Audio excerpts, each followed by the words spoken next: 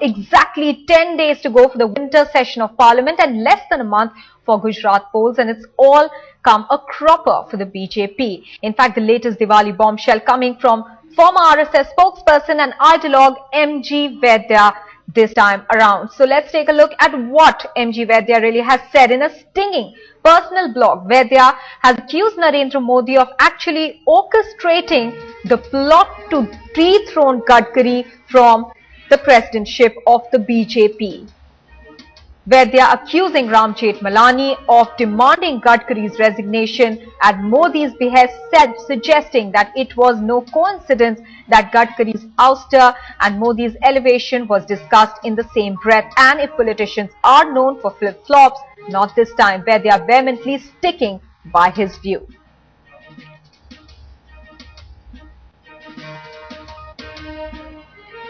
Well, that left a smug Congress only happy that for once the heat was off the government, with the opposition party too busy firefighting its own internal mess.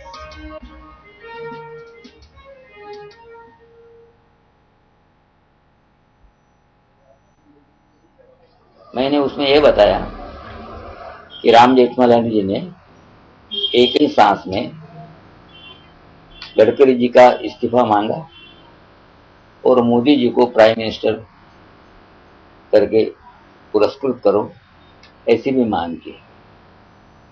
ये दोनों मांगे एक साथ आने के कारण मैंने ये लिखा कि संशय की सुई गुजरात की ओर जाती है। ये मेरा वैयक्तिक मत है। राम जेठमलानी ने अपना मत रख सकते हैं, तो मुझे भी अपना मत रखने का अधिकार है। The BJP completely rejects such insinuations, as it is totally unfounded. All central leaders of the party and its chief ministers have been working cohesively and unitedly for the cause of the party. We are fighting Gujarat Assembly election with complete unity of purpose and total mutual confidence.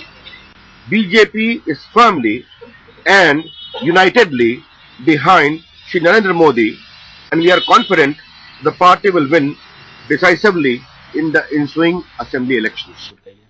देखिए, सरकार हर उस संस्था से डरी हुई है जो संस्था सरकार पर नजर रख रही है। सरकार संवैधानिक संस्थाओं पर उंगली उठाने में ये माहिर है।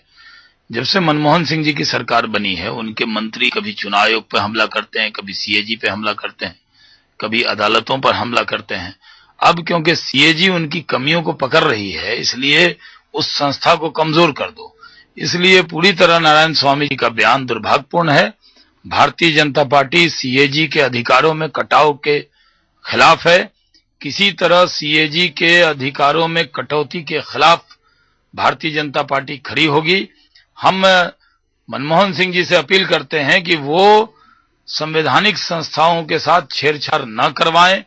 ये सही नहीं होगा, ये देश के हित में नहीं है। आज सीएजी कम से कम एक ऐसी संस्था है जिसका डर कुछ लोगों को रहता है। सरकार ये चाहती है कि डर को भी निकाल दें। सीएजी जैसी संस्था के खिलाफ सरकार की साजिश को हम नाकाम करेंगे। I don't discuss intra-party matters in the media, having been the president of the party earlier. Second, that is totally wrong.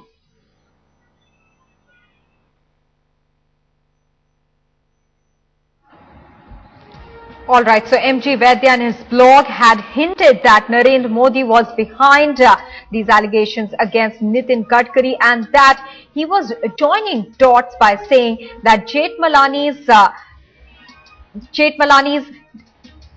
need for Nitin Gadkari and his statements against Nitin Gadkari to step down as party president, coming along with Modi's elevation in the whole affair of things. In fact, projecting him as a prime ministerial candidate for the NDA came together, and that is why he suspects that Modi is behind these allegations.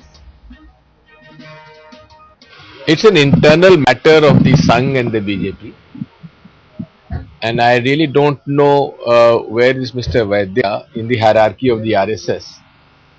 He belongs to the old school of RSS, and I don't know how much is he taken seriously by Mohan Bhagwat ji? Without going into the merits of what the RSS has to say about the internecine fight within the Bharatiya Janata Party, I think the statement importantly underscores the fact that the RSS remote controls the Bharatiya Janata Party. The umbilical cord stretches all the way back to Nagpur. Otherwise, why should the RSS be really concerned as to which faction of the Bharatiya Janata Party is attacking whom